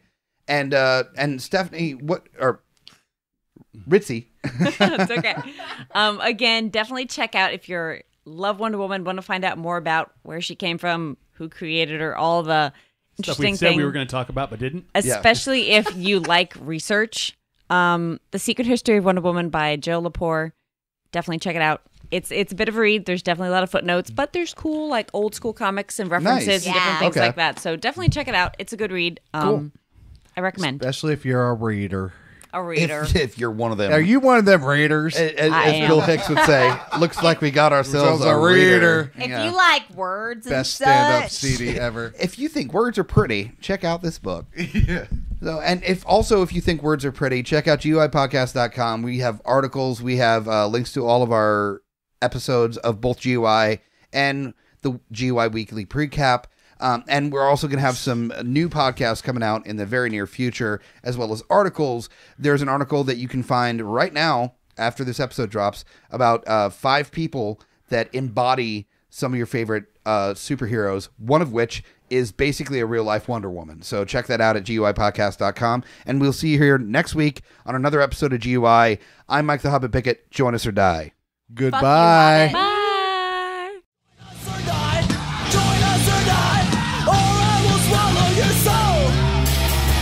Necronomicon gives us power to rise from the dead. You play to take, our play begins to spread. You can fight all you want, cause you felt to resist. We're here to take the world and rule with all your fists. So join us or die, join us or die, or I will swallow your soul. GUIpodcast.com